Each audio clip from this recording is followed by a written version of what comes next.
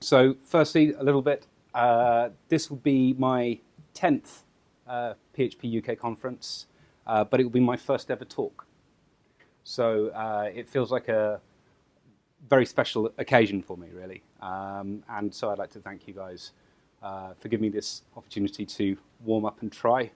Probably, who am I? You might have spotted from here and the corner here that I work for a company called WorldFIRST, who have kindly given me the day off to come up here and give this talk. We are foreign currency specialists. There are 60 plus in the IT team, developers, DevOps. Oh, I've missed out QA. They'll kill me. None of my stories are going to pass. Okay, and probably like everybody else here, we're hiring. So feel free to relocate to London and work for us directly. And I work as a developer and more specifically as a mentor in better practices and design patterns. There's a lot of love between my squad and me, so much so that they've shortened my title and they sort of describe it as being a bit more like this. But it's not a utopian kind of place. There are problems. In some ways, they're a nice problem for a business to have. It's had huge growth over the last 10 years, and that led to a sort of sticky tape onto a monolith kind of problem. I'm sure a lot of people have come across that before. But on top of that, fintech's quite a rapidly changing marketplace. Deregulation, new products, new ways of doing this, and so we have to adapt and not just chase competitors, but obviously try and beat them to it first. But on top of that, it's finance. So compliance laws, I mean, the Panama Papers change regulation around the world. And if we're doing foreign exchange, then we have to keep up with that. One thing I learned whilst talking with the compliance team is if you are in the US and you work across the whole of the US, you get audited by every state, which is a pain. And so your domain needs to keep up with that. It's not just your endpoints and frameworks and so forth. So you start getting into refactoring this monolith all the time. And so we started with some probably familiar solutions, domain-driven design, so that we name things with ubiquitous language, splitting up the monolith into micro-ish services. They could be smaller in my opinion, but they're going in the right direction. TDD and BDD everywhere across every squad. It's probably not new to most of the people here, and it's not a solution in itself, so there's still some problems. Fine, we now have gone, this is domain logic, but it's still changing constantly because compliance laws are changing and there is new threats as well. There's cybercrime is on the rise, and so our security model has to keep changing. We use, Spotify themselves described it, said it's not a model, but the way of working with squads and guilds and chapters we adopted, and it had some really good benefits for us. One of the downsides was that if you give lots of squads autonomy, but not necessarily manage that properly, you start having squad A goes with slim framework and doing things one way, and the squad next to them say, oh no, we're going to go with Symfony, and the other squad, because they're masochists, use Laravel. And so you start having this diffusion of technologies, which is fine because they're probably chosen correctly for the job at hand, but you can't move somebody from squad A straight to squad C. They have to do some reading up on the framework. With that, also that splitting up, and we start getting lots and lots of different endpoints on APIs, internal APIs. I see Phil's eyebrow raised at the mention of APIs. It's catnip to the man. But what you start doing is rather than working out your own problems, you're having to learn the schema of some other squad who have chosen some way of doing something like that. And if you're parsing other people's internal JSON, you start feeling like a JSON program. This is a real job advert that was sent to me. I saw this and I replied back, I think that I was now actually certified in Markdown as well, so if that would help. Anyhow, so we have this problem where we're knowing, we're going in different ways, and that's not helpful. And so you go back to thinking about the words of the great philosopher Vanilla Ice, who said, all right, stop, collaborate and listen. And I think he doesn't work for WorldFirst, but if he did, he would have some useful ideas. These APIs internally work. There is no point replacing them. We may not like the fact that this is not in our preferred framework, but it has tests. It provides data correctly. There is no point just going, we're all going to be on Symfony 4, refactor all the things. Saying that, though, we do need some sort of common ground about how we're going to solve the problems in a sort of framework agnostic kind of way. And we do need to plug in new functionality into all of these services. So we took a step back and we made some high-level decisions on how we're going to do this. So we're going to use command buses to tell our domain that we want to do something. We're going to use event buses to inform our domain that something has been done. And we're going to use action domain responder pattern to control the interaction between the framework and command bus. So the first thing probably, and it was a bit of a battle when you start talking to lots of different squads, is what's a command? Gang of Four talk about the command pattern. I tried to find my Gang of Four book, I couldn't find it. But there's also in DDD, when you do domain mapping, you refer to commands and queries. That's definitely not the command pattern, but that's another command that's equally valid to be talking about. And then CQRS, is people familiar with CQRS? I'm seeing some nodding. For those who are not nodding, by the way, hands up if you hate audience participation. Okay, right. Command query responsibility segregation. So I first read about it via Fowler. If you don't read Martin Fowler's blog, I recommend that you do. He's got some very good ideas in there. At its heart is a notion that you use a different model to update information than the model you use to read information. As people use Doctrine, more nodding, good. Doctrine starts becoming these supermodels, which is not that great in some ways because they're doing everything. And actually, you probably only need a small subset of them in your use cases. And Doctrine says, oh no, I'm an entity for everything here. Probably your table's too big as well, but it's leading to the wrong kind of mindset. So going back to the command pattern, because it's going to be linked on, I'll go through in a little while. I couldn't find the Gang of Four books definition, but Wikipedia, which as we know is the source of truth, says this about it. In object-oriented programming, the command pattern is a behavioral design pattern in which an object is used to encapsulate all information needed to perform an action or trigger an event at a later time. So sounds like the asynchronous crowd wrote that one. This includes the method name, the object that owns the method, and values for the method parameters. For PHP, it's a very simple data transfer object. Doesn't know how it's going to be used. It has some pointers saying something over here will use me, but nothing about how it's going to be used. So it knows enough to complete the command, and it operates as a value object in the sense of that one command is equal to another command if they have the same information within them.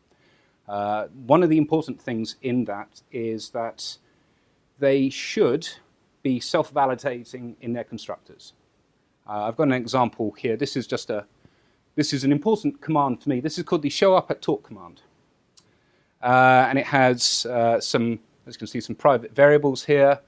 So a speaker object that's supposed to show up, start time, the time the audience has had enough, and we just set them in the constructor. And you might see we have this validate start end date times as the first line of the constructor. And down here, we do some simple validation. Start time cannot be greater than the end time. If so, we throw an invalid end time exception. It should be therefore impossible to create this command with invalid data. Now, command buses, so this, I forgot actually, I'd looked at Phil's bio and I've forgotten that he worked for the League of Extraordinary Packages, or knows of them, or is. So the term is mostly used when we combine a command pattern with a service layer. Its job is to take a command object, which describes what the user wants to do, and match it to a handler which executes it. This can help structure your code neatly. I certainly believe in that last line. There are two main command bus libraries, Tactician by League, which is my go-to. It has very strong documentation. It does what it says on the tin. If you have not used a command bus before, I recommend it. The second one we do use internally, goes much deeper in that it now does event sourcing, which is very useful in finance and not for your first intro into command buses. At some point, they were so excited in what they were doing, they forgot to write the documentation. So all of the examples are going to be in Tactician. So we have a show up at talk command handler. The name here, we're just inferring a one-to-one mapping with the previous command. And this takes a domain service, the responsibility prodder, and it just has this one method, handle, which takes in the command, and it takes the speaker out of the command and hands it off to the service and says, do your thing. In this case, remind speaker of professionalism, i.e. you said you were going to be here, so show up on time. And then putting it all together, here's the command bus being set up. We have the mapping. In this case, we're using a DI container, PSR11. We set up the command, and we hand it off to the command bus. That's it. Nice and simple. Event buses, or the emission. So event buses, they're called, a lot of people call them event dispatchers. Some people talk about dispatching or emission. I think it's generally due to the way that event buses have evolved within PHP. Are there Drupalers in the audience? So Drupal probably started the idea in PHP world of pub/sub with hooks, which are effectively static named points. So, I write a hook here, it's listening. Zen Framework had the dispatch cycle. That's the beginning of it. I remember Zen Framework. I started Zen Framework on 0.3, and they were very keen about their dispatch cycle with pre-dispatch and post-dispatch. In some ways, it was less sophisticated than Drupal's hook system, but it had priority. So it's getting more and more advanced in that sense, because you can choose then the order that these things are doing. I think Drupal later on then had hooks listening at different times or whatnot, rather than just alphabetical or load order. I can't remember. Somebody then went and went, okay, well, we'll call this SPL observer and SPL subject. It's probably the most underused SPL interface that I come across. I don't see a lot of people using it. The one that most people are familiar with is Symfony Event Dispatcher, which is just everywhere. It's in PHP Unit, I think. It's certainly in PHP Spec and Bhat. It's borrowed in how many frameworks these days. They're using it because it's very reliable. And there is another one that I'm hoping to get ready for the PHP conference, which is my own one, which is PHP 7 only and has a slightly different system, which I'll announce then, and hopefully is cool. We shall see. So here's an event. In this case, we're extending the Symfony event object. It has a name, and again, it just has a simple value in it. So the speaker showed up sober event, and then we have registered speaker showed up, and this is a listener. This is just going to listen. I've noticed with quite a few frameworks to do with, I forgot to mention, League also do event as well, which is, they use emit. But both Symfony and League both just use invoke. So you don't have to create a class for a listener. You can just go with a closure if you want. But I prefer for testing to use invocable classes. Anyhow, so this is just going to say, all right, well, there's joined in. If you receive something here, then clearly a speaker has showed up. Go and rate the talk. So the words of our fellows, but in code. And then setup is actually very similar to command bus. We create the event, and then we dispatch it. Again, I prefer the term emission, but that's fine. Comparing them, as you probably saw, the commands and events are very simple. I like to think of them as beautifully dumb. But they should be self-validating. The main difference between an event and a command is that commands sort of know or infer the one-to-one relationship with a single handler, whereas, of course, it should be many-to-many with event listener. So you can have a listener listen on many events. You can have the inverse, whereas command is always one-to-one. They know nothing about the mechanism. I'll talk about the mechanism shortly. So their world is basically when they get the command and the event. But that makes them extremely easy to test in isolation, because you can just set up. Their world begins the moment they get a command or an event. They know nothing before that, and they know nothing after it. Command bus abstracts the command handler relationship, and the event bus manages the many-to-many event listener relationship. Now, when we're talking about the mechanism, we'll go to hexagonal architecture. It's also known as ports and adapters. I think that's Cockburn's term for it. And so we'll use Cockburn's words: allow an application to equally be driven by users, programs, automated test or batch scripts, and to be developed and tested in isolation from its eventual runtime devices and databases. Quite a mouthful. This is I'm sure people who are familiar with hexagonal architecture have seen a variation of this here, but there are your adapters and here are your ports. The idea being is that if it's on the fringe, then your data, your application in the center has no knowledge of the outside world, or doesn't have to worry about the outside world. Cockburn describes it as being blissfully ignorant of the nature of the input device. Now, for us in PHP, there's I forgot that I put this in, sorry. For each external device, there is an adapter that converts the API definition to the signals needed by that device and vice versa. Sounding very much to do with graphical user interfaces, and indeed he goes on and uses that as an example. For us, that is HTTP is one, but it could be a command line. Symphony console could be treated as an adapter. A queue listener, if you're using something like AWS, you can listen on a queue. You're then an adapter for a queue, or of course your testing framework. So if we go HTTP adapter, here's your standard stack. Web, we're going to communicate over HTTP. We're going to hit a controller, MVC style. Over there is our domain logic, the bit that we want to be able to flux all the time. And we talked about ports and adapters. We talked about, so if this is the adapter, where's our port? Well, that's the command bus. That becomes our port into the domain. So why bother? It's just another level of abstraction, right? Does anyone know which CEO said these words? Take as long as you need to understand your domain logic before building a working product. Your product can change, your logic shouldn't. Anyone? No CEO ever has said those words.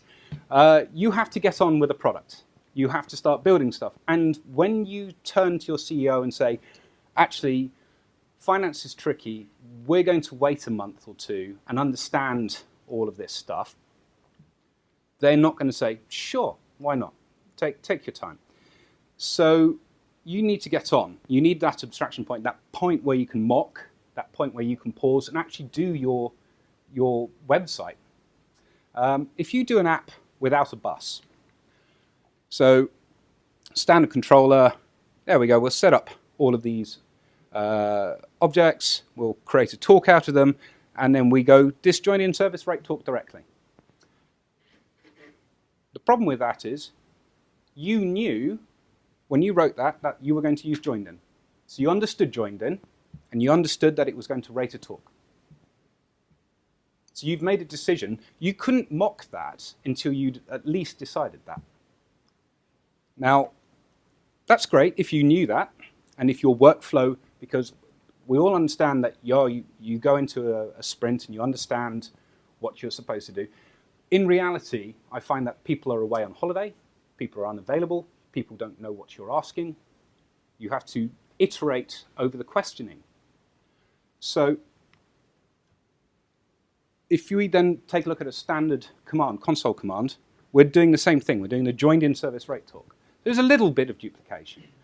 It's not so bad so far, but it's exponential. So after you've rated a service, maybe you have to do something else. So now you have to go into both the command and the controller and put the other service in. And then that, oh no, we need to do this other thing when we do this, and so forth. So you're naming them so you can mock them, so you understand them, or at least you know at least one method on them. So inherently, you're knowing more about your domain. If you don't know your domain, how can you even do that? So in a situation where your domain is relatively unexplored, you know who here gets wireframes handed to them before they understand their domain? I'm seeing some smiling, nodding, yep, okay. So you know your input, but you don't know your domain. Okay. So you're probably going to register somebody. Here's a registration form. Right, email address and password. Where am I saving this to? What's the point of it? That sort of stuff. Where's my website? Always. Okay, fine, we want to do a good site, so we need somewhere to give ourselves a break, really. So this is the same one again, and here we use a command bus. Now, so we have show up at talk command, and we hand it off to the command bus. So we don't know about joined in yet. We don't know about rating a talk, but we know that we have a command and we have a command bus. The command bus is a standard interface, so we can mock that. We know that what a command bus does. So now we can defer the decision later on of what that is, what handles it, how it handles it. We can now go and write our controller and hand it to a front-end dev to do templating or to a QA. The controller's single responsibility is back to turning a request, getting the data out of a request, and creating a command. We go back there a second because I saw some frowns. All I'm doing is passing the request, and I'm creating a command from that. That's all I need to do. That's, if you think about a controller in any framework, they know about PSR7. That's pretty much their job. So the command bus can be mocked now. We can put that into our adapter layer and say, okay, the command bus will do nothing. The general rule with command buses is they either say nothing or they throw an exception. So assume success or blow up. And that's quite easy to test. You can put in a mock command bus that throws an exception. You say, when you handle this, you will complain. Okay, so we now have our, well, it should throw a 404, it should throw a 403, it should do this sort of things. Nice and easy for us to test on the front end. We've abstracted our services, we've deferred decisions. We also don't need, inevitably, if we don't understand our domain, we will have to go back into controllers if we are using the services directly, and we will have to rewrite them. But we don't have to do that in every single controller now. We just have to go into the handlers and leave our controllers alone. So basically, your front-end team, they're off now writing in, well, if again, Masochist, they're using Blade. Otherwise, they're using, well, it's been a while since I've done a front-end template. What's the other one? Smarty. Oh, good Lord. That was the first one I ever used, actually. So yeah, Mustache, maybe, I don't know. So application flow. We call this well, first we call this the do-done cycle. So your console command or your controller is your adapter. And then you create a command saying do something. And then that goes to a command bus, which then says, okay, well, we're going to use this command handler. And the command handler then talks to your service layer and then says, I've done that, and create an event, and then I put that onto the event bus. Now, here's a very simple one here where we've just updated our previous one, and we now use the event dispatcher to go in here. So we go off and do this, and then we say, speaker was reminded of professionalism. So we've got a show up at talk command, followed by an event afterwards. Okay. What's this one now? Then the listener, of course, is doing that, and then it then decides that actually we don't know what we're supposed. We know that there's something that's supposed to be done from that event, but again we'll wait. So we'll use the command bus again. So we have a listener that actually is very hollow. It's just using the command bus and then firing another one off. So then you have command fires an event, which with many listeners then maybe use their own commands, which of course then fire their own events, and then there may be nothing listening on those events. So eventually we get down just to one branch works, and then those throw events, and eventually nothing is listening. And that's your cycle over. You've done that. We record this using event sourcing, which we're not going to get into this talk because that's quite a lot of time. So we're going to talk about action domain responder, which is it's an interesting pattern. I first heard about it when I was reading through Slim, and I thought, okay, well, let me click on that link and read about it. It's described as a web-specific refinement of the MVC pattern. The important sort of things are the model is your domain, the V is now your responder, and I'm missing one. Controllers are actions. And an action is very singular. And it kind of works for micro frameworks where they're just using closures. You've seen obviously in Slim and Silex and so forth that you just set up a closure for a given endpoint. And that's your action. If you want to read more about it, it's at pmjones/ADR on GitHub.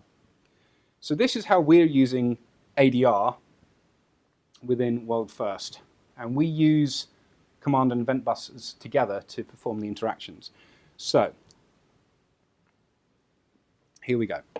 So the request comes in from, it could be an API, it could be from a browser. It doesn't really matter for this example. So we now have an action. So there we are, we're going to set it up. We call it the index action. It's fine. It's just going to be an invocable class. And then here, I think we're using Slim in this example. It probably would be. It's my go-to on my current squad.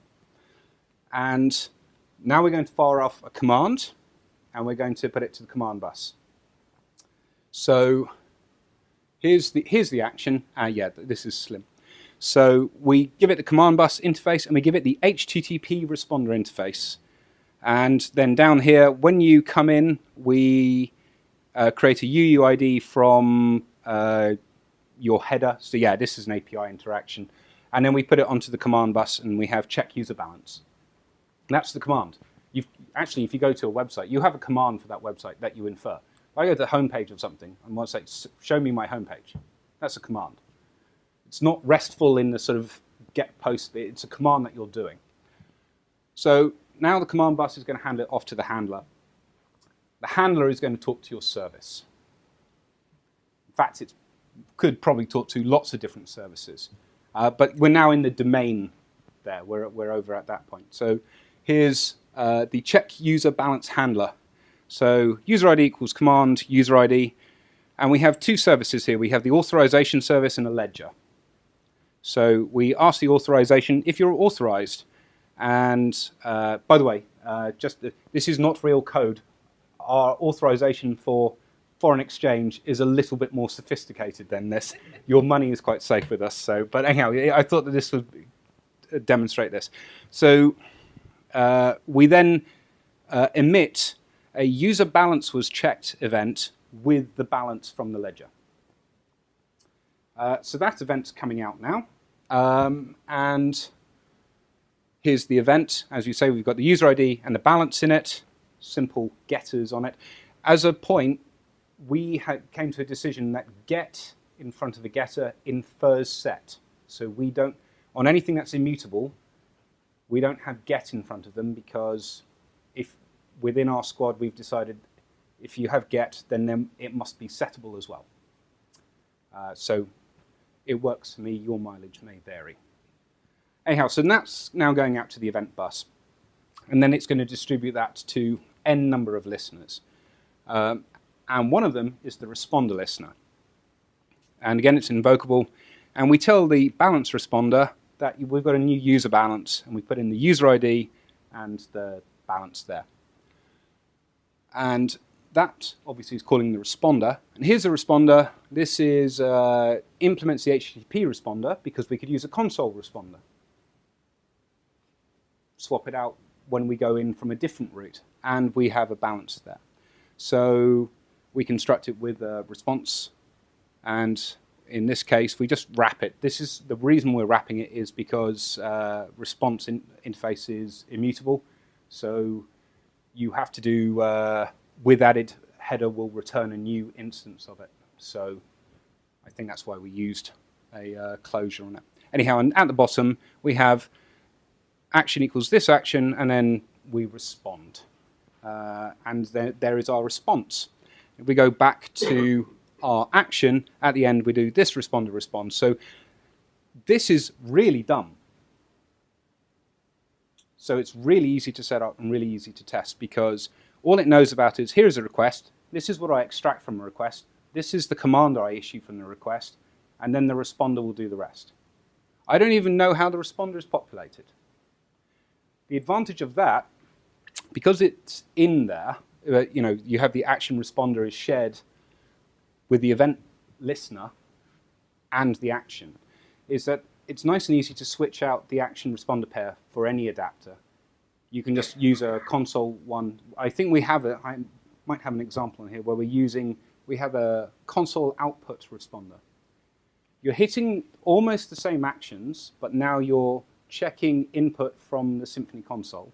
And so you're responding via output. It's the same commands, same events, all the way through.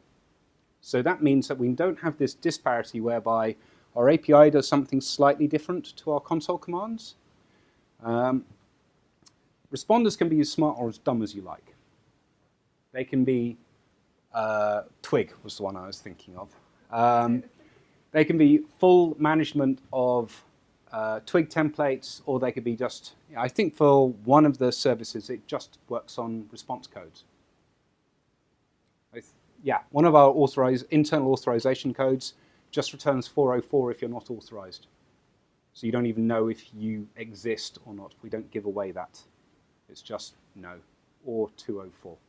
That's the simplest responder. But the command line, we change that to be user's not authorized or user is authorized. We're nicer to our admins at the console. You can do multiple passes as well over the view, over the responder. So you could have that, as you go through this command event do done cycle, multiple events mean that multiple listeners work on the same response, changing it. It doesn't all have to be done in one hit. So you can have, is it called the two-pass view? Or transform view? Anyway. CQRS and commands work very well together because you're only working on that little bit, which is, you can only work from the event that you receive or the command you receive. Because you don't have the full entity. You're just working on the bit that's relevant to you. So it's kind of nice from a nothing becomes godlike. You get no God objects because they're only working. You'd have to write a huge event or a huge command with every bit of data, in which case you're doing it wrong. It's now a payload. You're probably doing something wrong with your request there. But the advantage for us also is that they're self-validating. Because you can't create, or you should not be able to create, a command or an event with invalid data, if the command bus or the event bus does not blow up, it's worked. So you gave it that data. So you can just use that data that you have right here and say, yeah, I wrote that. New user X has been registered. In some cases where we use asynchronous queues, we have to be optimistic and say, yep, you were registered, you'll get an email soon. Because that's on a queue. So we don't want to, we do as much validation at the command as possible. So we catch things like your email address was wrong or whatever it might be. So we work on a succeed or throw system, so which actually makes the logic simpler. Some ways, because that's effectively what you expect from every single part of the application. Either do nothing or throw a meaningful exception. So everything has to be a named exception. That means debugging is really easy, but it's also very good for auditability as well. So, in terms of the pattern, there are caveats. So far, none,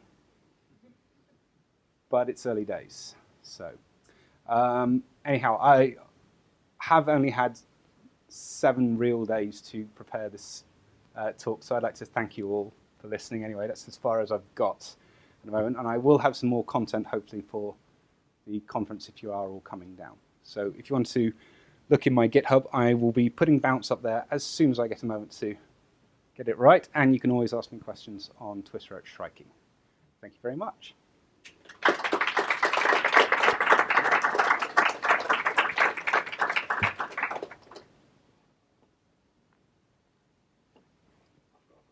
Sure. So you said one of the examples about why a service layer might not be great is you had to know it was a joined-in thing. Yes.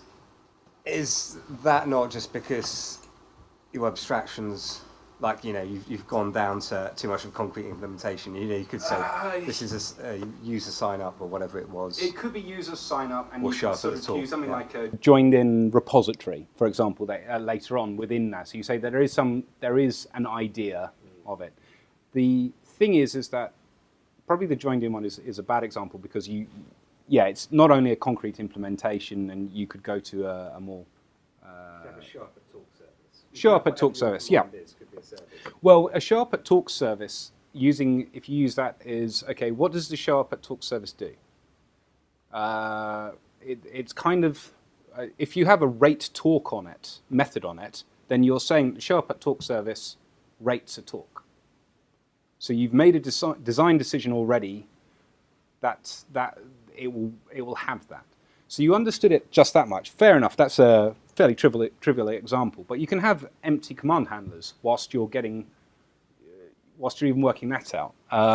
In compliance, which is probably 70% of the throughput of our work will be from the compliance team, sort of saying, oh, by the way, in Singapore, there's a new thing. If you trade over $1 million, we have to inform X, Y, Z.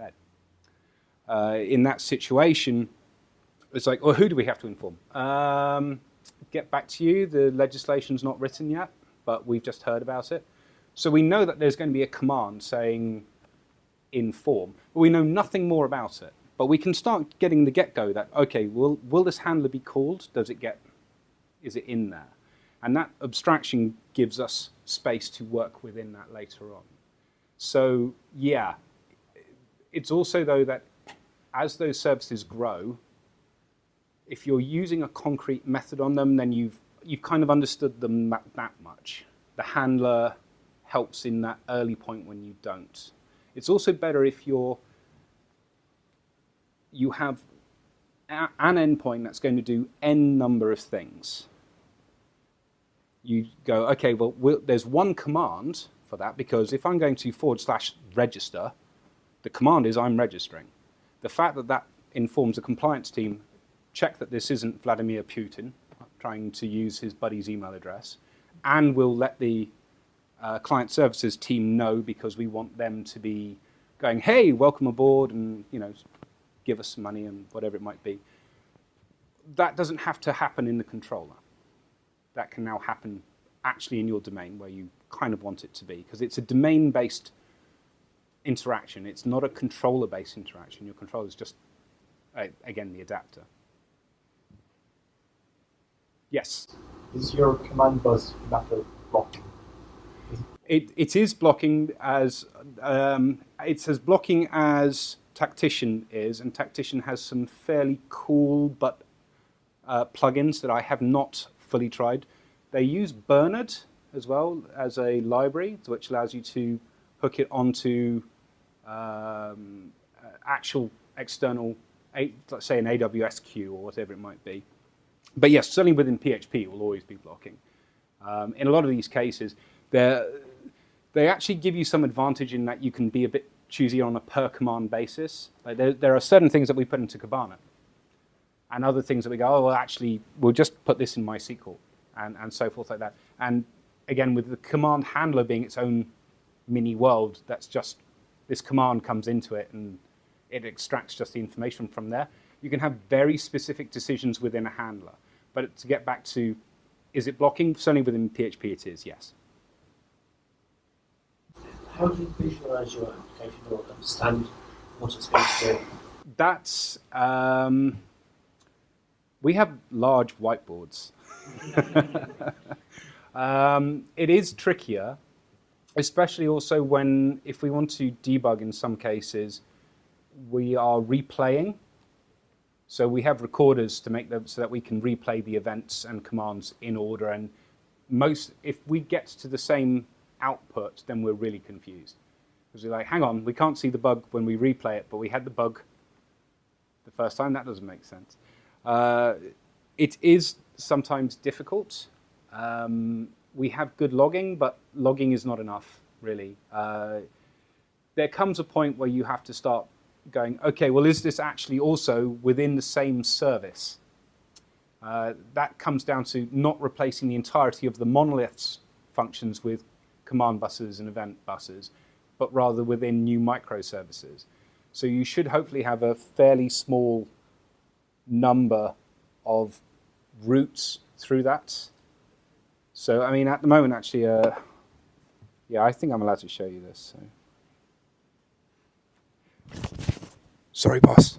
So let's see if I have, we're working on an internal, you can't reach it from anywhere, so I think it's pretty safe to show you. We're working on an authorization system, which is just very simple. And there's the concept that you're an agent if you are, let's see, authorization, there we go.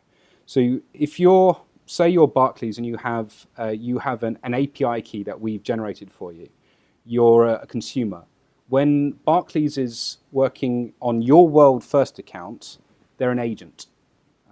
So what we have, I think it's down in, which handler is it? No, it's not in the app. So apps for things that are specific to the framework. And handler, where is it? Check agent actions. It's going to be this one here. I think this one's so here. Okay.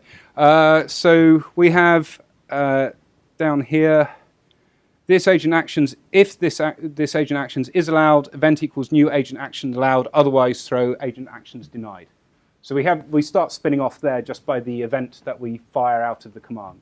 So the actual routes that we're going down are fairly limited, because it's an authorization system. You're either allowed to look at to do something on behalf of a customer or you're not.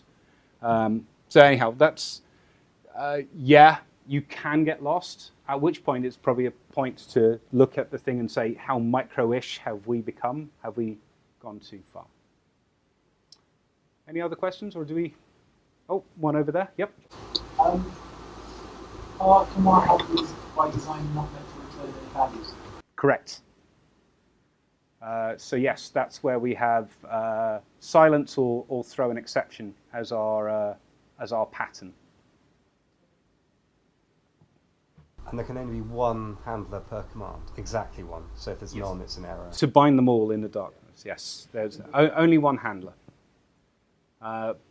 Where you want multiple things to happen, we have got some handlers where they just immediately call the command, the event bus, and immediately dispatch a